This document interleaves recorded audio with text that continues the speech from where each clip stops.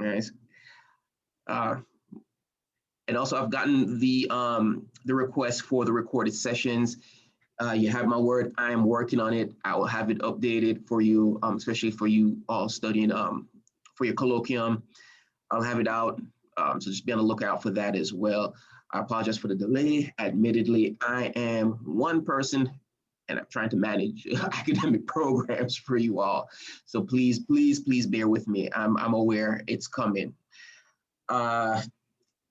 Also, just a reminder, as you know, I'm sending out, we have a lot of more sessions coming out. Please feel free to share it with other students, anyone that might be interested in our programs or our sessions. Pass them along to your colleagues. Feel free to forward anyone to me as well if anyone has any questions or concerns or anything that I can help with.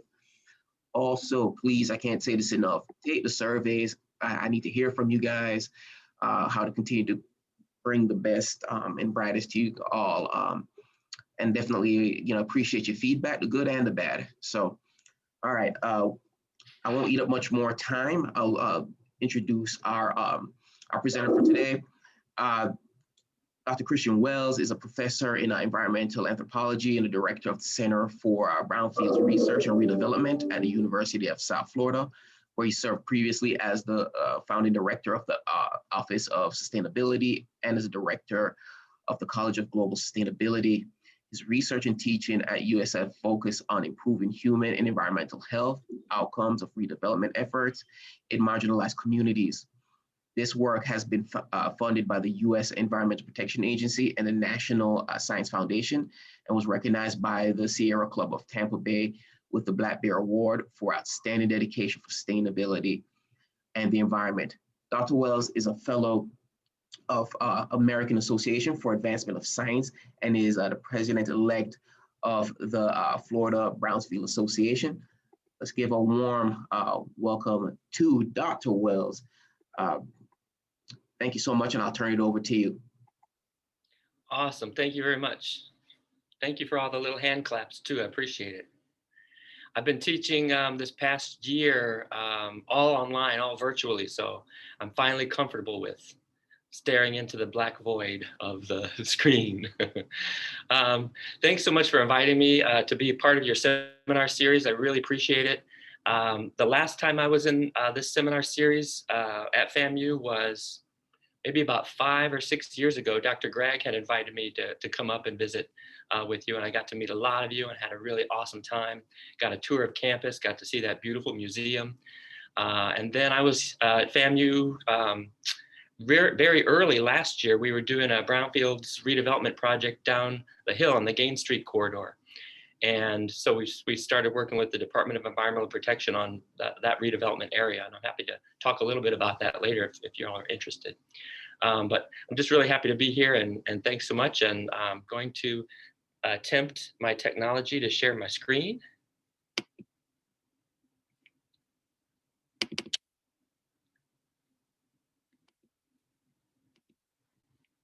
And I'm hoping people can see my screen.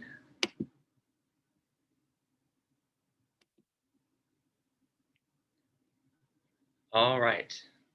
You can see it? Yes, looks good to me. Awesome. Thank you so much. So what I'd like to talk about today is something in anthropology that we call participatory action research. And this is a mode of research that puts community residents in the driver's seat so that they are identifying problems that they have in the community. They're the ones coming up with ideas for solutions, and they're really the ones driving the whole process. And that's sort of the opposite of what a lot of university research often does, which is sort of treats community residents or communities like objects of study and goes out and does some project and then comes back into the community. So it's a real different kind of a mode of research. And at USF, we aim this toward brownfields redevelopment. And for those of you unfamiliar with the term, brownfields simply refers to properties that are polluted or contaminated by some kind of environmental toxicant, and so they become difficult to redevelop in communities. These could be anything from an old gas station or an old dry cleaners to something bigger like an old paper mill site or something like that. But it's the land use legacy it's created makes it really difficult to redevelop. And we see a lot of these brownfields. In fact, the vast majority are in under-resourced and underserved communities. And so we mostly partner with different kinds of marginalized communities that have brownfields problems, and we work with them toward redevelopment. So for the talk today, I'd just like to introduce the Brownfields Center for Brownfields Research, where I work, and talk a little bit about the kind of projects we have, and then introduce people to participatory action research for those of you not familiar with it, and then provide an example of a recent project that we did.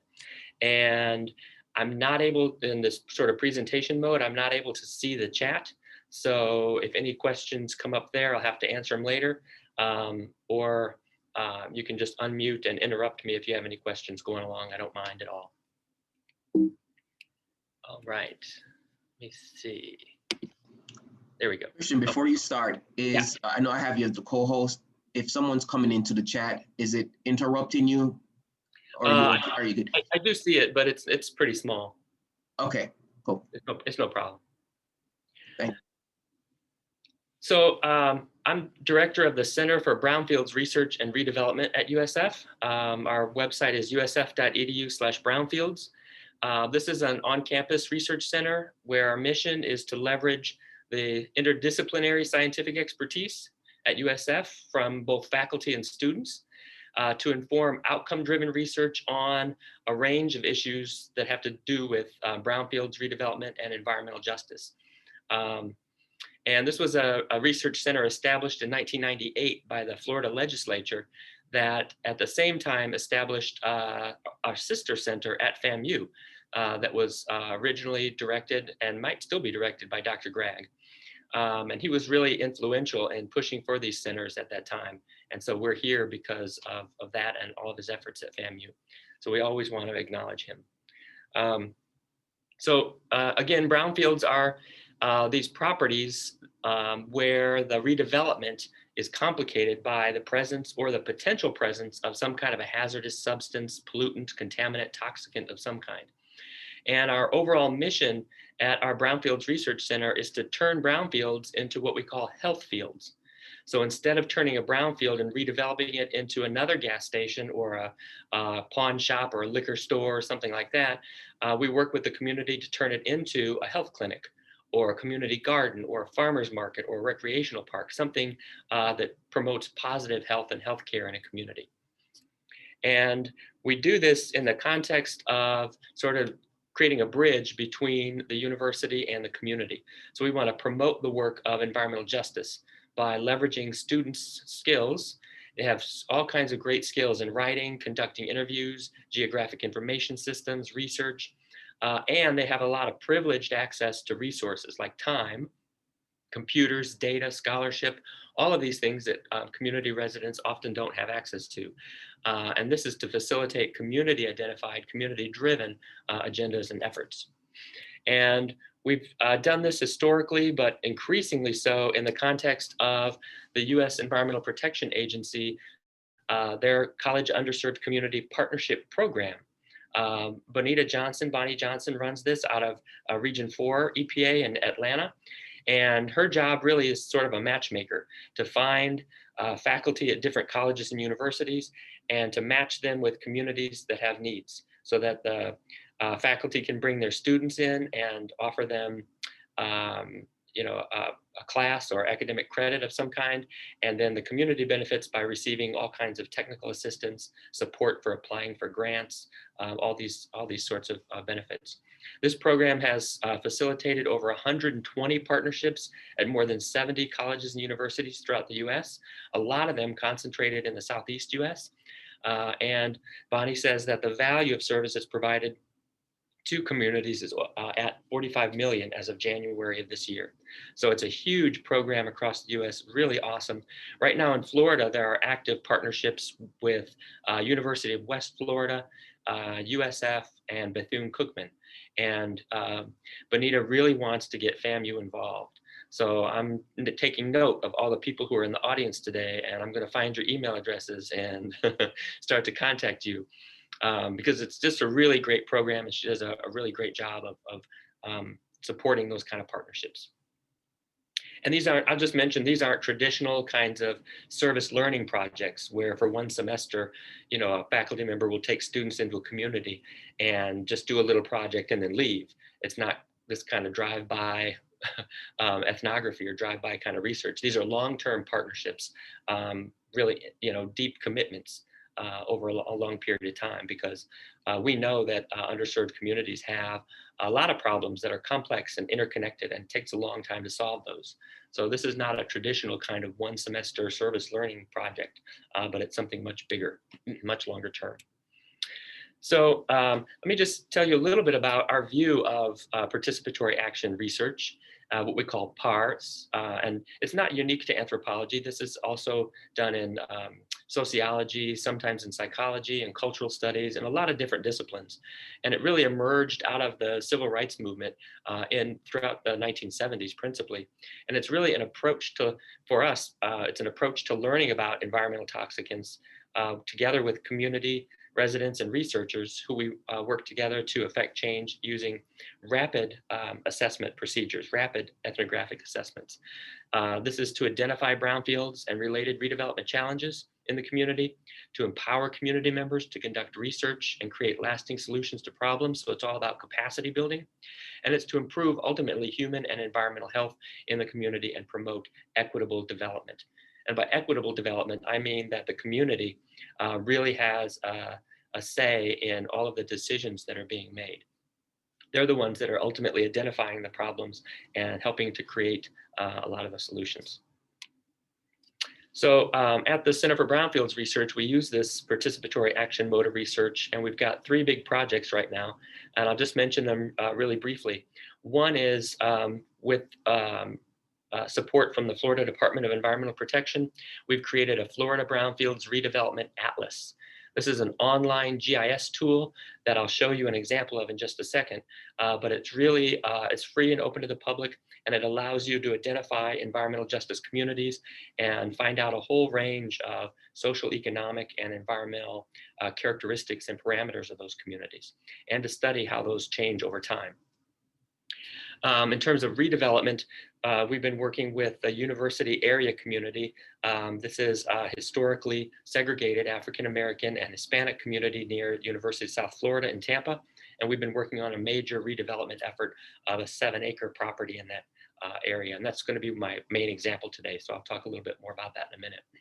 And then in terms of education, we just recently started working with the Corporation to Develop Communities, the CDC of Tampa. And that's an environmental workforce development and job training program for residents of East Tampa, which is a historically Black community. And here in East Tampa, they have some of the highest concentration of brownfield properties and some of the highest jobless rate.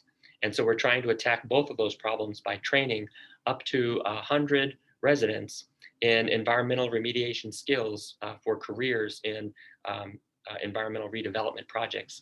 And we're linking them with companies that work in East Tampa to redevelop environmentally challenged properties. So that's something that's just starting this year. And if you invite me back for another seminar next year, if I'm good enough, I'll talk to you about that project too. But just a note about the Brownfields Atlas, because this is something that we use regularly before we do anything. You can find it at usf.edu/brownfields, and it's a GIS tool run through ArcGIS, for those of you familiar with the GIS platform. And it has all these terrific, what we call widgets, which are little graphics that allow you to follow changes over time. And we've integrated the Environmental Protection Agency's EJ Screen tool, which has a lot of environmental data for a community, everything from air pollution to soil and water and wastewater pollution. We've integrated the American Community Survey data, so there's a lot of social and demographic and economic data. We have data on crime.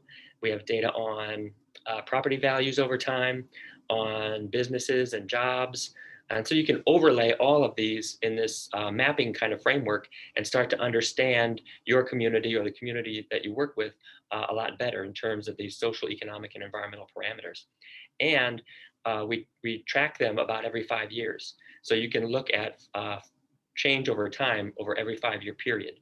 The intent was to track to see what happens, and I've just pulled up Tallahassee on this one, but to track what happens when you redevelop a project and redevelop a brownfield site, and you can see how it might serve as a catalyst for additional changes and things in the community over time. So we're really starting to look at the evolution of communities in terms of social, economic, and environmental parameters. This is just one example of some of the output that you can get from the tool, some of the more technical output. We created a social vulnerability index for community residents in the city of Tampa.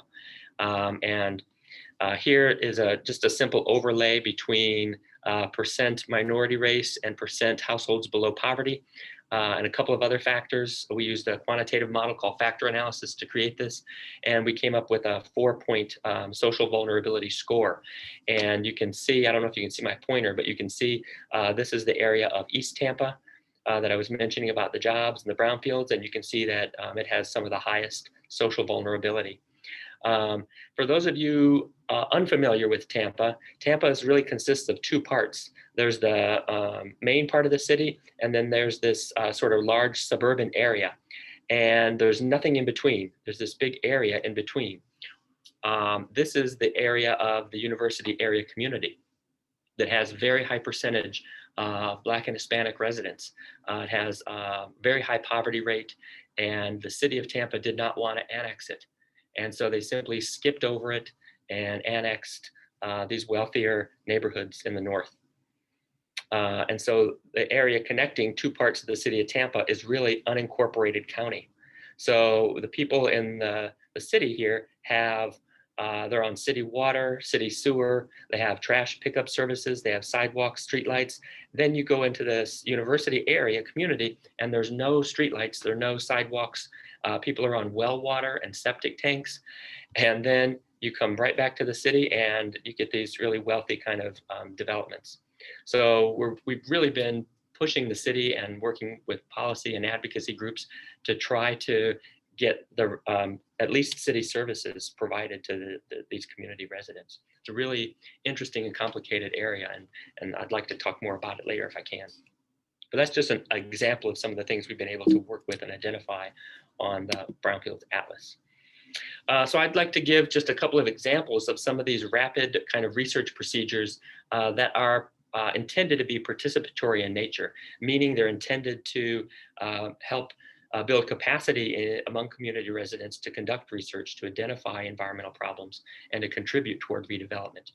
And so one of the typical things that we do in problem identification is we use a technique called photo voice. For those unfamiliar with photo voice, we simply ask residents to use their phones, or we give them a phone or a camera, and we give them a theme. We say, go and take pictures of what you want to see fixed in your community when it comes to environmental problems. Where are places that you think are polluted or contaminated? And so community residents will go out and take all the photos that they can, really cover a huge area, much more than a single researcher could do. And then we meet with them. And we ask them to just list all the terms that come to mind when they look at the photos that they took. And we're able to create these wordles, or these word clouds. Then we also meet with them and we ask them to put the pictures in order, to sort them into piles that they think are areas that are really contaminated versus areas that they're a little bit less concerned about. So we get a sense of what their values are and preferences for redevelopment. Then we have a really fun exhibition, usually in a community center, where we're able to put up some of the photos that people took and some of those word clouds. And it really serves as an opportunity to have broader conversations with other people in the community about redevelopment efforts. And then usually this problem identification ends with a focus group where we bring in community residents and we talk about which areas they want to target for redevelopment. And then phase 2 in our participatory research is usually some type of a precision intervention. So it's a very targeted approach to brownfields redevelopment, where we're focusing on one site as a catalyst that will hopefully catalyze change in adjacent sites. And to do this, we usually start off with an inventory. This is an environmental inventory for that university area community. And all you can see, you can't really read it, but you can see all these little tiny dots and all these tiny numbers. These are over 300 properties that produce hazardous waste or are potentially contaminated in some way. So there's quite a large number of them in this particular example. But starting off with an inventory is really important. And then working with community residents and students to do what we call ground truthing. That means going out to each individual property that has some type of a potential contaminant issue and evaluating that property. So we'll work with the community, for example, to take what we call toxic tours, where community residents will lead us around and show us what's really important to them.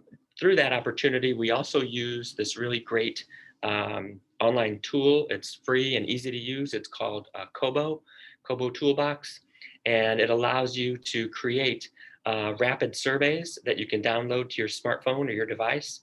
And we take them with us wherever we go when we're doing ground truthing, and you can just hand that device over to someone and they can take a real quick rapid survey on their knowledge and their perceptions of redevelopment in the community. And then it automatically uploads to the cloud and you download it as an Excel file and you can produce all kinds of great summary charts and graphs. And then we usually end with a community workshop where we bring in that inventory, we bring in the maps, we bring in the results of the survey, and we have additional open conversations with people. And these are usually conducted at recreation centers. We've done them at a number of churches, the library, elementary schools. So we do these community workshops where the community goes, essentially. All right, so those are some examples of typically what we do.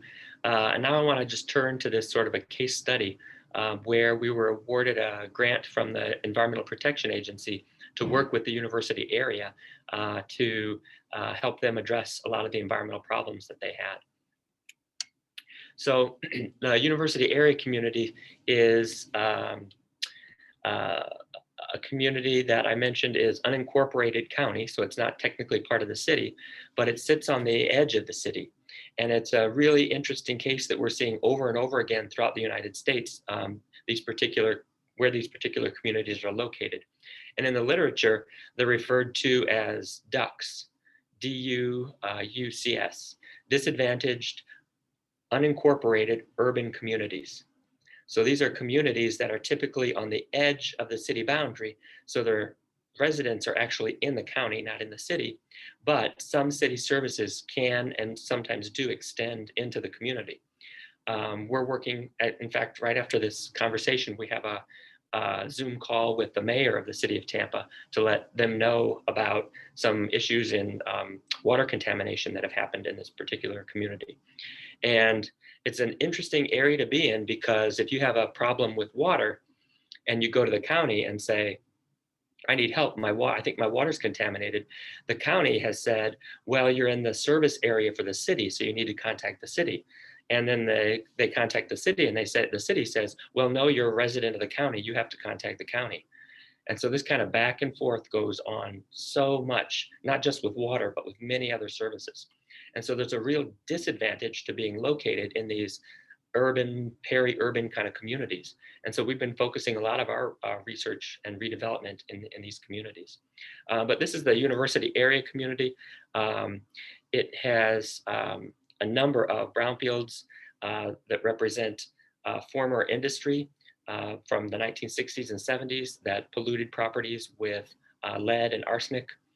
One of the biggest ones is along Nebraska Avenue on the west side of the community. That used to be the main thoroughfare to get in and out of the city of Tampa. So until the expressway was sited. And so for many years, cars with leaded gasoline would drive through the community. And we found very high levels of lead in soils adjacent to that road and that are currently in people's yards. So we're working on a cleanup effort in that area too. But to begin this project, we went into the community and held a community workshop.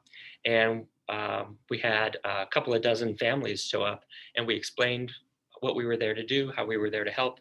And we asked, does anybody want to join with us and help address these problems? And it was this silent. Nobody said anything.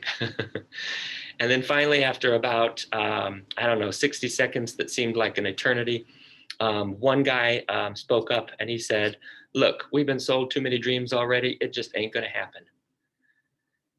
Too many times, university faculty and students would come to this community and conduct a survey or conduct a little semester project to help clean something up. And then they would say, okay, we're gonna come back someday, and they would never come back. And this has happened again and again for years and years and years. So people are really sort of tired of being treated like subjects of research or objects of the university. So we knew we really had to do something different. We knew we really needed to take a whole different approach to this. This is just a really terrible slide with a lot of numbers on it, but it gives you a sense of what the community looks like in terms of demographics. UAC is in the first column, that's the university area community, compared to Tampa, Hillsborough County, state of Florida, and the US. And you can see that the per capita median income is $12,000. This is household income. Very high percent minority, a very high percentage of people under the age of 17 or under the age of 18, 35%. So a lot of young people living in this community. The unemployment rate at the time we started was 16%. It's now 42% because of the pandemic. Poverty rate was very high at 60%. It's now much higher than that, again, because of the issues with the pandemic. A large percentage of the people don't have access to any kind of vehicle. And a couple of years ago, the city's public transportation cut service to this neighborhood. So people are really struggling for transportation. And then one thing that makes this area really unique is 90% renter-occupied housing. So the vast majority of people rent. Very few people own properties, own homes in the community. And that makes it a challenge sometimes for community engagement. If people are just renting and staying there for a short period, they tend not to want to engage. And in fact, this community, for those of you familiar with Tampa, has been referred to as Suitcase City. This perception that people are constantly moving in and out of the community. And there's this constant turnover of people. But what we found in our research is that people are moving around, but they're circulating within the community. They're not moving in and out of the community. So there are actually generations of people, of families that have lived there. And there's a real strong interest in engagement and to commit and to community engagement. And the reason for that, internal kind of circulation is that an apartment complex will paint the exterior and put up some nice landscaping and say, move in special, 1 month free. And so people in an apartment over here will go over there and live 1 month free. And then another apartment complex will offer some other special or some other deal. So people will go move over there. So it turns out that people were poor, but they weren't stupid.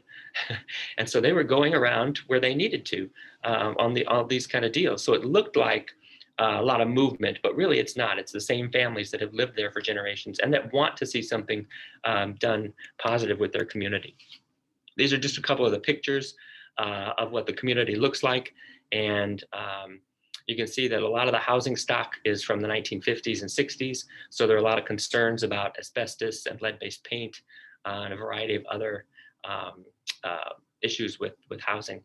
There are a lot of trailer complexes, mobile home complexes. You can see down in the lower right-hand corner, they put stoves or ovens out on the porch, and they cook outside because there's no central air, there's no air conditioning. And so in Tampa in the summer, when it gets to 100, it can get really, really hot if you're trying to cook dinner. So a lot of people cook outside on their front porches. So we talked with a lot of the residents, a very large number of residents, to ask them about different issues that matter to them, because we knew that brownfields redevelopment is not just about redeveloping properties. It's interlinked with water, it's interlinked with air, with jobs, with education, with healthcare. So we wanted to be really open in terms of equitable redevelopment. And so we talked to some people, and in terms of education, one guy told us, he said, I have a GED, but I can't help my 9-year-old with his math homework. Why not? What's the use of education then? The kids get aggravated and I get frustrated. It makes me very sad. We spoke with someone else who talked to us about unemployment. And let me see, down here, there we go. And they said, I'm not allowed to work or the government will take away my services. Sometimes I do dishes or deliver pizza, but I keep it a secret or I'll lose my benefits. I'm better off staying under the table. Another resident told us about transportation. The biggest problem is that there's no buses when I get off work late at night, so it's really hard for me to get home. And the buses are filthy. People smoke on the buses, tobacco and marijuana.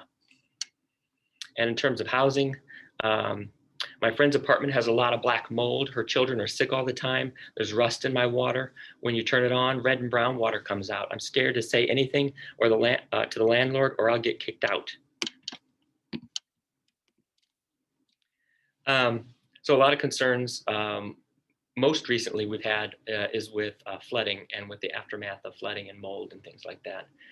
These are some of the properties, some of the businesses that surround the community. There are a lot of abandoned gas stations. There was a Winn-Dixie, but a couple of years ago, it closed. And so now this area is a food desert. There are a lot of abandoned properties where the homes have been condemned and torn down. And then the community is surrounded by rail station. So in talking with community residents about safety, one woman told us we need sidewalks. It's not safe to walk in the street all the time. There's nowhere to walk. You see a lot of women pushing strollers and they can't do that in the dirt. Somebody else told us my apartment has floods and now has mold, horrible flooding. I complain, but nothing ever happens. All of 20th Street floods when it rains and it just sits there and then the mosquitoes come. About redevelopment, a woman told us, I stay in my house all the time. I don't feel connected. I cannot trust my neighbors. We need a place for social gatherings to get to know your neighbors better. And finally, toward the end of all of our interviews, we met a guy who would become a community champion, somebody who is working the third shift, as he would tell us, right? So he goes to his job during the day, he comes home at night to take care of family, and then he's out there in the evening volunteering and trying to help the redevelopment effort.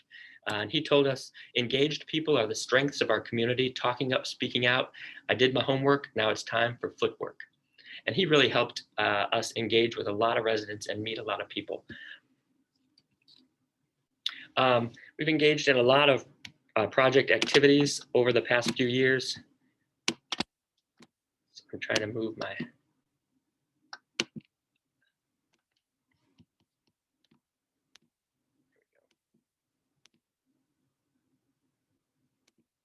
I'm trying to move my Zoom. A lot of project activities over the years, the environmental inventory that I mentioned. We've done economic market analysis, a rapid and health impact and social impact assessments, needs-based assessments. We've done a lot of GIS work, community outreach, design charrette with students. We created a community advisory board, and we've done a lot of key informant interviews and a lot of strategic communication and marketing. So a number of project activities over the years. These are just some shots of some of the redevelopment of what's called Harvest Hope, what the community calls Harvest Hope Park. And it's a 7-acre property with a big pond in it that was full of old refrigerators. And we thought one day there was a dead body in there. We were really scared, but students got in there. We wouldn't get in there, but the students got in there and they pulled it out. And fortunately, it was just trash bags. But there's a lot of things to clean up and work on. But the biggest thing they wanted was a community garden. And so we started to create this garden, and it now has 35 raised beds. And the community comes out on Fridays and Saturdays to help a local nonprofit with the administration of the garden. And then there was a small property on site that was rehabilitated, and it serves us now as a kitchen so that this nonprofit that we work with uses the kitchen, uses the food from the garden in the kitchen to teach different kinds of healthy recipes. So we're really trying to move forward with a health fields kind of model. These are just some pictures of the design charrette that we did with elementary school students. We wanted to redesign an area. They wanted a park there and playground. And so we worked with an organization, a nonprofit called Kaboom, that does community redevelopment and playgrounds. And we got funding from the Tampa Bay Rays and the Bank of America to create this playground. So the students all drew pictures of what they wanted to see in the playground. And then we used all those plans to create a master plan of what the playground would look like. They didn't all get their wishes. Several kids wanted a giant swimming pool and a waterfall. Some kids wanted horses and ponies. Number of other things that we could not give them, but we tried our best. And one day, giant trucks arrived with all the equipment, and we had a large number. We had about 100 community residents come out, and we all worked together to build the playground. So it was a really great opportunity, not just to redevelop the property and give kids a playground, a place to play, but also a way to integrate the community and get people working together to sort of own the results of all the things that they did in the community. All of this, if you're interested to read more about it and more about our process, is on our website, uacleanup.com. We have all of our reports. We have all of the things that we did. We have our grant proposal available there. Anything that has to do with the project, you can find on that website. And there's a contact page that community residents can interact with us virtually and contact us about questions that they have or other things that they want to see or contribute to. And also through that webpage is our GIS tool. We put together an online GIS tool with, we have a wonderful organization at USF that has these drones that fly around, and they do 3D mapping. So we've been able to create 3D models of this part of the neighborhood, so we can take those to community workshops and look at the redevelopment from different angles and try to help people envision what they want to see. So from all this, we created an outreach committee, a leadership committee, and a leaders collective. And this is a group of people in the community. Usually about 10 people show up to these, but they're people that want to take a leadership role in the community. And so we work on redevelopment efforts with them, but we also provide classes to them, professionalization classes, how to create a resume, public speaking, how to give an interview on the news when you want to draw attention to something, how to write op-ed pieces in newspapers, all kinds of leadership kind of development classes.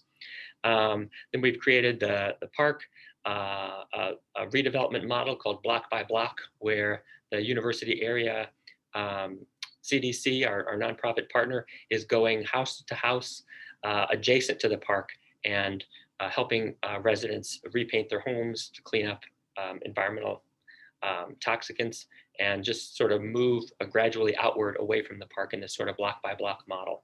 And they've also started doing a land banking program where they're acquiring abandoned properties that have tax liens on them, and they're paying off the taxes to the county and acquiring the property, and then working with Habitat for Humanity to build new homes on those properties. So this is what the vision, after a couple of years of redevelopment work and conversations, this is what the vision looks like for community residents. It includes an outdoor fitness stations, soccer field, a big community garden, the playground that we've put in there, the redone Harvest Hope Park Center, a lot of other amenities. And a couple of months ago, the pond that's on the property was just stocked with something like 1,000 tilapia. So community residents can now go fishing, and that's being closely monitored by our local regulatory agency, the Environmental Protection Commission of Hillsborough County. They're monitoring the water quality to make sure the fish are safe to eat. And the residents also wanted to create the small butterfly garden at the edge of the property. This is the spot where a couple of years ago, a 6-year-old boy was riding his bike and was killed because at the time there were no sidewalks and people just would walk and ride their bikes in the street. There are no traffic calming devices, and cars would go by really fast. And this kid got killed in that spot. And so they wanted a special memorial garden for him. So this is the park sort of in the background, and this is that block by block model, the land banking program, where the nonprofit that we work with has started to acquire abandoned properties, and they're working with Habitat for Humanity to put up individual single family homes. And so far, all of these homes have been given to single parent families that have been struggling and that have been working with us in the redevelopment effort. But there are also plans for other townhomes that they're starting to build, and what we're calling a cultural campus, which is a very large property with a lot of buildings on it that will each house a different nonprofit in the community. Right now, all of the last mile services and nonprofits are really spread out through the community. And this is an effort to bring them together so that they can share a lot of resources and make their efforts more efficient. So this is just a little picture of what it looked like sort of before and after. Before, there was a lot of solid waste, a lot of pollution, and then after, what the cleanup kind of looks like with the park and with one of the Habitat homes being built. We had our grand opening, thankfully, just before the pandemic struck. And so what's next is another catalyst property, another brownfield site located on an old gas station site that's polluted with hydrocarbons and things. And we're looking to redevelop that into a farmer's market. People use it informally on the weekends to trade and exchange lots of foods that they make in their home. And we're able to work with them to put up some more permanent facilities that they can use to help facilitate that. And what they're doing. And we have a lot of people working with them to study food and food distribution and how they're battling food insecurity in the area. And I'll just close with this slide. This is a couple of residents and a couple of students, and one student in particular who was a resident and became a student at USF. And that's one of the benefits, I think, of this approach that we have of integrating students with residents, is that some community residents can, are working with people their own age, and they can see themselves as a student. They can see it's not so tough to do this. I can do it. And they get a lot of encouragement. So we've helped a couple of community residents become students at USF. And they still live and work in the area. But this is a big sculpture, and the residents really wanted to start putting outdoor sculptures throughout the entire neighborhood as a form of placemaking. So instead of this just being some kind of space they use, it's become a meaningful place to them. And a lot of the outdoor art and public sculptures really help pull together a lot of the redevelopment efforts. And so we worked with a local nonprofit, the Gobioff Foundation, that's provided funds for this. And all of the sculptures were designed by community residents and created and installed by community residents. So we really turned over that whole process to them. But we provided the resources to do it, and we built capacity for people to be able to do that and give them space to be able to do that. So I've probably talked too long, I don't know, but with that, I'll just say thank you, and just note all the different organizations that we work with. Department of Health has been really important. Anytime there's a problem that a landlord won't take care of, if you've got contacts at the Department of Health, they can step in and threaten to condemn the property, and the landlord fixes that up right away. So friends at Department of Health are really good. And we've worked with the EPA and Department of Environmental Protection, a lot of different organizations, but you can't do it by yourself. You have to build really a coalition to do this. So we still have this project ongoing, and then our latest project is just starting now, is to build a similar coalition, but to work with federally qualified health centers. Especially during the pandemic, they're getting a lot of resources to open up new healthcare facilities, new healthcare clinics in underserved communities. And we're working with them so that they choose a brownfield site. And so that in creating that clinic, they're actively taking away environmental toxicants and replacing it with a healthcare center.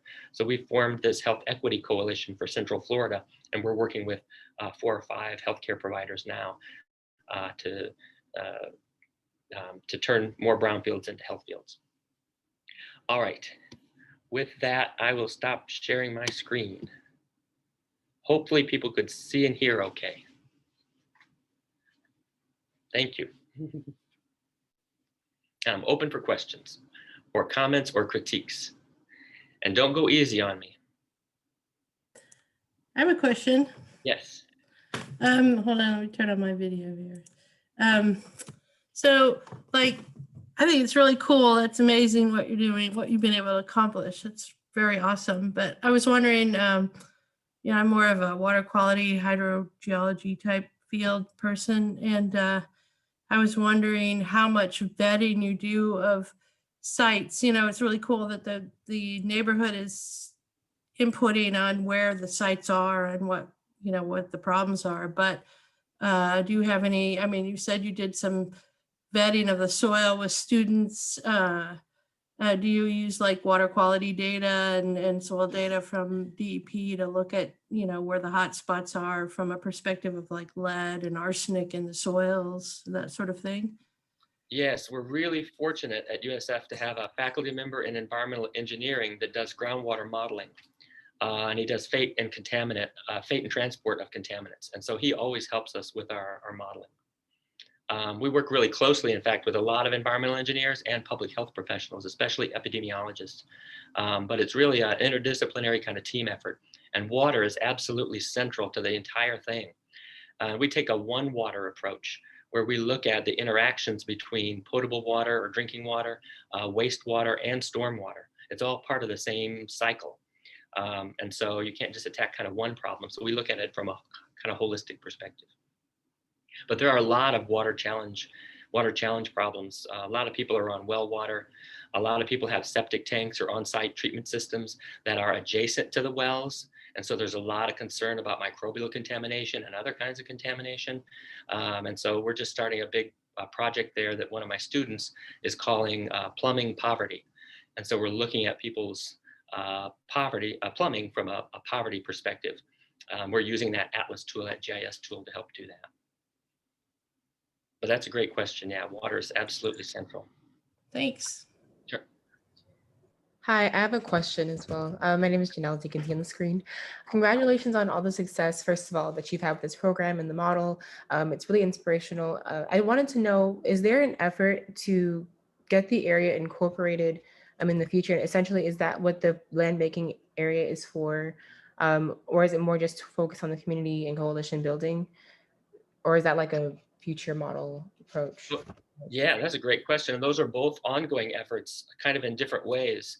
There is, adjacent to this community, there's a large a mall that's kind of gone defunct, and it's been bought by another developer who's putting in, has all these plans for development and office buildings and these sorts of things. But we wanted that to be something beneficial to the community. And so we've created what we call a community benefit agreement, a CBA, which is a legally enforceable document or agreement that says that we're going to help you and we're not going to stand in your way of all this change that you're bringing to the community. In exchange, you agree to give such a percentage of jobs to people who are resident in this community and some other benefits that we've asked for. And we're hoping that that greater integration between community residents and these adjacent kind of developments will help encourage the folks on city council to pursue incorporation of this community. Right now, they're not interested because obviously there are far more costs than benefits to them from their perspective. And so we're trying to change that by integrating the community with the surrounding area. But that's a great question. We hope it will be incorporated. That's great. Thank you for answering my question.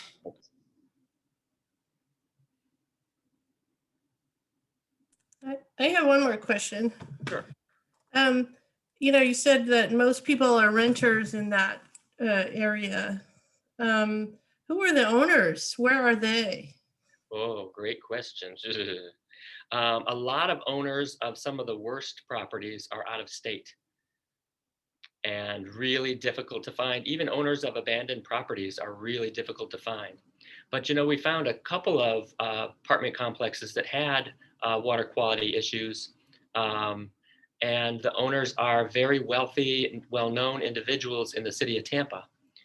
So we've been putting a lot of pressure on them, and we're meeting with one in a Zoom call right after this, a well-known former Tampa Bay Bucks football player who owns several slums in this area where there have been water quality issues. We had Department of Health come in and test the water, and they found iron 10 times the maximum contamination level.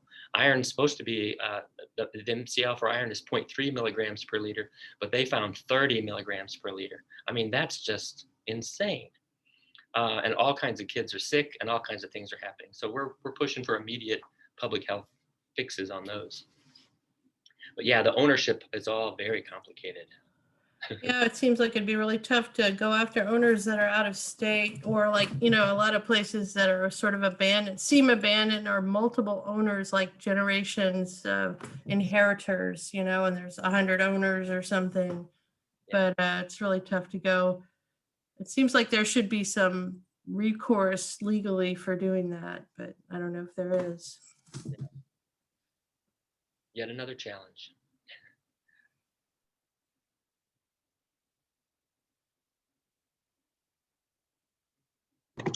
Are there any other questions?